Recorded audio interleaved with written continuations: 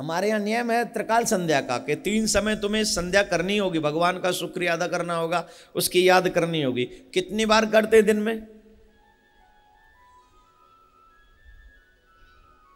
यहाँ बहुत से लोग ऐसे भी हैं जो एक बार भी शुक्रिया अदा नहीं करते भगवान का। और टाइम की कोई भी पाबंदी नहीं है, कहाँ टाइम हमारे निश्चित नहीं है, चाहे 12 बज जाए, 1 बज जाए, 2 बज जाए, फुर्सत है तो कर लेंगे, नहीं तो कल कर लेंगे, ये कह के टाल भी देंगे। हाँ या ना? अब भगवान हमको ये शिक्षा देते हैं, गोविंद हमें ये बताते हैं कि जब मैं त्रिकाल संध्या करता हूं तो तेरे लिए भी जरूरी है। वो पुराणों की कथा सुनते हैं, वो वेदों की कथा सुनते हैं, वो वेदों का पाठ करते हैं, वो शास्त्रों का अध्ययन करते हैं, खुद भी करते हैं और बच्चों से भी करवाते हैं। आजकल हम खुद भी नहीं करते और अपने बच्चों से भी नहीं करवाते। अच्छी बात किसी की भी हो तो ले लो, वहां से सीखो, और बुरी बात किसी की भी हो तो किसी की भी मत लो। अच्छी बात है ये मुसलमान भाइयों की, वो 5 बार नमाज अदा करते हैं। ये शिक्षा हमें लेनी चाहिए कि हमारे शास्त्रों में, हमारे धर्म में 3 बार त्रिकाल संध्या करने का नियम है, तो हमको करनी ही चाहिए, तभी मानव जीवन सफल होगा। लेकिन नहीं, हम पे तो 1 बार का भी समय नहीं, 3 बार की कौन चलावे, कौन गिने? क्यों? क्योंकि हम अपने अस्तित्व को भूले हुए हैं। इसीलिए आप लोगों का अस्तित्व क्या है? वर्ल्ड वाइज भारत का अस्तित्व क्या है? हिंदुओं का अस्तित्व क्या है? जरा पूछिए अपने आप से, क्या अस्तित्व है आपका? जो धर्म से भटक जाता है उसका अस्तित्व समाप्त हो जाता है। जो धर्म से भटक जाता है उसका अस्तित्व समाप्त हो जाता है, जो धर्म को छोड़ देता है उसका अस्तित्व समाप्त हो जाता है, और जो धर्म को साथ में लेकर चलता है उसका अस्तित्व बढ़ता ही जाता है, बढ़ता ही जाता है, बढ़ता ही जाता है, बढ़ता ही जाता है। भगवान श्री कृष्ण, भगवान श्री राम, आप सुनई अनुजई समुझाई। राम जी वेद पाठ सुनते हैं, पुराणों की कथा सुनते हैं और अपने छोटे भाइयों को सुनाते हैं, और हम आ जाएं जी बहुत है। बच्चों को नहीं लाएंगे, भाइयों को नहीं लाएंगे, परिवारजनों को नहीं लाएंगे, इष्ट मित्रों को नहीं लाएंगे, अकेले आ जाएंगे और जब तक मन करेगा बैठे रहेंगे, और जब मन करेगा बैल की तरह ठाड़े भय और चलते बने ऊंट को सो मोह करके। है या ना है ना? हाँ, मैं सिख भाइयों से सीखता हूं सेवा भाव। गुरुद्वारे में जाओ तो देखो उनकी सेवा, अरबों खरबों पति लोग गुरुद्वारे में झाड़ू लगाते हैं, पोछा लगाते हैं, और हमारे यहाँ 1000 पतियु ऐंठ के चलेगा। मंदिर में जाएगा तो ऐसे समझो जैसे भगवान पे एहसान कर भी आए हो। ये मैं आपको कि कहीं से भी सीखो, बुराई क्या है?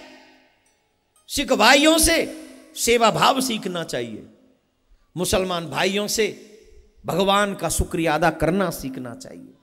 ये हमारी ऋषि परंपरा ही है, हमारे ऋषियों ने हमको दिया है, लेकिन हम भूले बैठे। राम जी वेद पाठ पढ़ते हैं, सुनते हैं, सुनाते हैं, भाइयों को बताते हैं, लेकिन हम भूले बैठे। कृष्ण जी अपने बच्चों को सिखाते हैं। एक बार समुद्र के तट पर लेकर गए उनको, चलो आओ, अपने बच्चों को सिखाने के लिए, कुछ बताने के लिए। और जब सिखाने के लिए उनको लेकर गए तो बच्चे बोले महाराज प्यास लग रही है।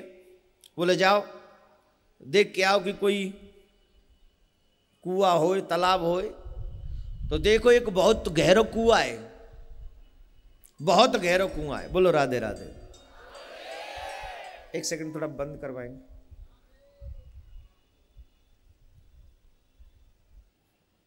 मजहब नहीं सिखाता आपस में बैर रखना। हम बैर नहीं करते, हम तो सबसे प्रेम करते।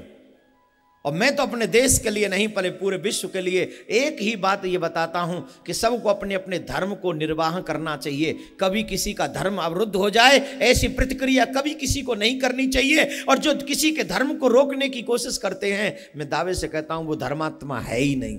वो धर्मात्मा नहीं है, वो अधर्मी है।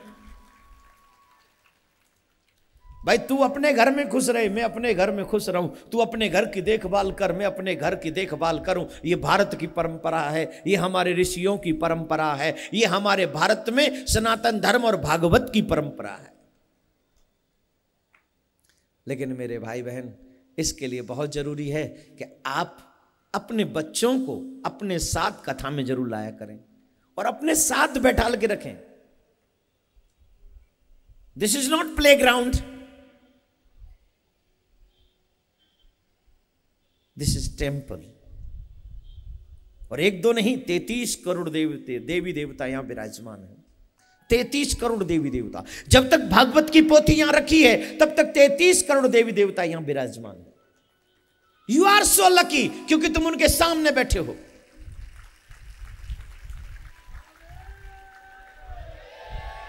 आप सब किस्मत वाले हो।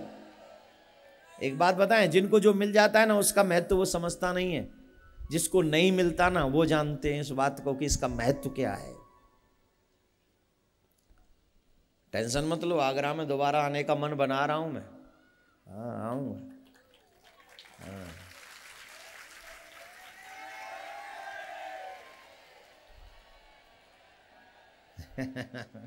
राधे। आप जब अकेले शुरू करते हो ना तो लंबी जाती है, और जब हम यहां से शुरू करते हैं तो एक साथ एक स्वर में आनंद आता है। कैसे बोलेंगे?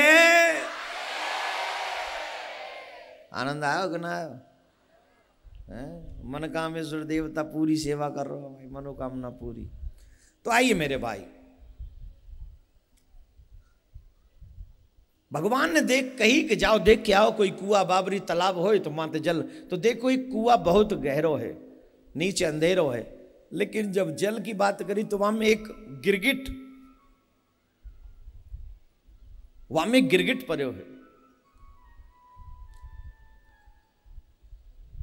भगवान ते आए कि कही के कुआं तो है पर वहां में गिरगिट पड़े है। भगवान श्री कृष्ण गए, अपनो हाथ दियो और वह गिरगिट को हाथ पकड़ के बाहर निकाल लियो। तो जैसे ही भगवान को स्पर्श भयो, वह गिरगिट की वो देह, अपवित्र देह समाप्त है गई और वहां में एक दिव्य महान विभूति प्रकट भई। ये कृष्ण के स्पर्श को प्रभाव हो।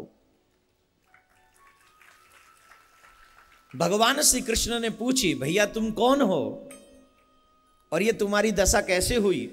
तो उन्होंने बताया, महाराज मैं पूर्व जन्म में नृग राजा था और जितने आकाश में तारे हैं, जितने पृथ्वी पर गाय के खुर बनाकर जितने चिन्ह बनते हो, उतनी गाय मैंने ब्राह्मणों को दान में दी है। ध्यान से सुनना, 10 रुपए दान देने वाले हो, 100 रुपया दान देने वाले हो, अपना झंडा दुनिया में धर्म के नाम पर चुगली करने वाले हो। मैं आगरा वालों से नहीं कह रहा हूं ये बात, भजन पे सब जगह जगह आस्था पे सब दुनिया देखे, आप ही के माध्यम से तो वहां तक पहुंचूंगा। और जो 2-4 यहां बैठे हो उनते कह रहा हूं, उनते डर लगा तो का मत यो कर ले, घर बैठियो अपने पे, और चुगल घोरन की जरूरत नहीं है। यहां पे हमारे धर्म में नहीं जरूरत है ऐसे लोगों की, जो धर्म की निंदा करते हो, धर्म के विरुद्ध जाते हो। ऐसे लोगों को तो बस राधे राधे बुलवाना चाहिए ज्यादा। ऐसे लोगों से राधे राधे ज्यादा बुलवाओ जिससे उसके पाप खत्म हो, तो चुगली करना बंद करे। सुनो, 10 रुपए दान देने वाला बड़ा बड़ा 10 रुपए दान देता है, वो कहते हैं इसका प्रयोग क्या होगा? जा खाएंगे हम, पेठे में मिलाए के रोटी में धर के, ते 10 की नोट है खाएंगे। आजा तू खाबे हो तो ले ले 5 तेरे 5 हम आए, ले ले बांट ले, ऐसा कर ले। पापी मुंह बांध के कुआं में ना गिरो जा रहा है। कहा करेंगे तू का कर, तो जब तेरी दुकान पे इतने आदमी आमत का है और 9 की चीजें 100 में दें तो का है? बाने पूछिए कहा करेगो, पूछिए का नहीं पूछी। तुझे भगवान देता है ग्राहक के माध्यम से, और हम जैसों को भगवान देता है आप लोगों के माध्यम से धर्म का कार्य करने के लिए। अरे जब हम अपना काम करें तेरे धन से तो हमसे पूछना क्या करोगे, और जब तक धर्म का काम करें तब तक मत पूछो कि हम क्या करेंगे, देखो कि हम क्या कर रहे हैं। पूछो मत, देखो। और ज्यादा बड़ा दानी है तो आजा संग लग जा, 1 रुपया मत दियो, जो कह तो जाऊं कर तो जा, पता चल जाएगा कि मैं क्या कर रहा हूं और तू क्या करवाना चाह रहा हूं। आजा, है तो दानी, आ ना, चैलेंज दे रहा हूं। दुनिया में कोई भी हो ऐसा, 1 रुपया नहीं चाहिए, जो मैं कहता जाऊं वो करता जा। सच कहता हूं, सारा कर्म धर्म संगत होगा। सारे कर्म तुझे आसमान की बुलंदी और परमात्मा के चरणों तक पहुंचाने वाले होंगे। आ तो सही, अगर तू भगवान का चाहने वाला है तो निकल तो सही आगे। करना है नहीं, दूसरों की चुगली करता है, नरक में भी ठौर नहीं मिलेगा, ये जानता है फिर भी करता है। राजा नृग बोल रहा है कि मैंने कितनी गौएं दान की, जितने आकाश में तारे, जितने पृथ्वी पे गौ के खुर चिन्ह बन जाएं, उतनी गौएं मैंने दान में दी। और ऐसे नहीं, हर गौ के सींग को सोने में मड़वा के, खुर को सोने में मड़वा के, चारों खुरों को ऊपर से मणि इत्यादि उसके श्रृंगार करके तब वो गौएं दान में दी हैं मैंने। भगवान बोले इतना दान देने के बाद तू गिरगिट कैसे बन गया? बोले महाराज सिर्फ एक अपराध हो गया ब्राह्मण का, सिर्फ एक अपराध। क्या? एक गाय को मैंने 2 बार गलती से दान में दे दिया। एक गाय में ऑलरेडी किसी को दान में दे चुका था, तो वो गाय उसके यहां से खुल के जो गौएं में दान में देने वाला था उनमें आके मिल गई, मुझे पता नहीं चला, और मैंने वो गाय अनजाने में दूसरे ब्राह्मण को दान में दे दी। और जब उन दोनों ब्राह्मणों को मैंने मनाया, लेकिन ब्राह्मण माने नहीं और उन्होंने श्राप दे दिया। गिरगिट की तरह बदलता है तू, कभी किसी को दे देता है कभी किसी को। जा, हम तुझे श्राप देते हैं, तू गिरगिट हो जा। लेकिन इतना दान देने वाला राजा, एक छोटे से अपराध की वजह से, वो भी अननोन, शुद्ध पता भी नहीं था, इतना बड़ा दंड। बोले हाँ बिल्कुल, धर्म में दोगलापन नहीं चलता।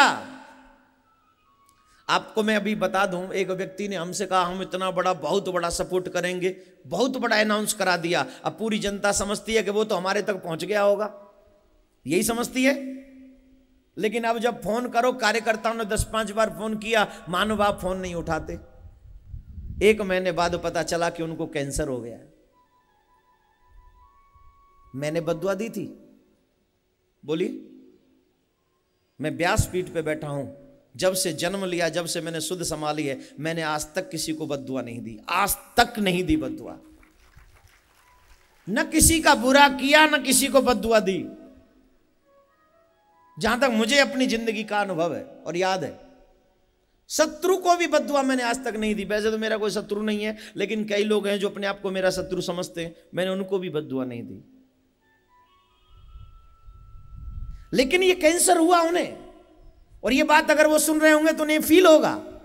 मैं उनको डराने के लिए बात नहीं बोल रहा हूं, मैं उनके माध्यम से आप सबको जागृत करने की कोशिश कर रहा हूं, क्योंकि कथाएं जागृत करती हैं। और जागृत इसलिए कि भागवत से और धर्म से कभी भी दोगलापन नहीं करना चाहिए। जो दोगलापन करता है उसे झेलना ही पड़ता है।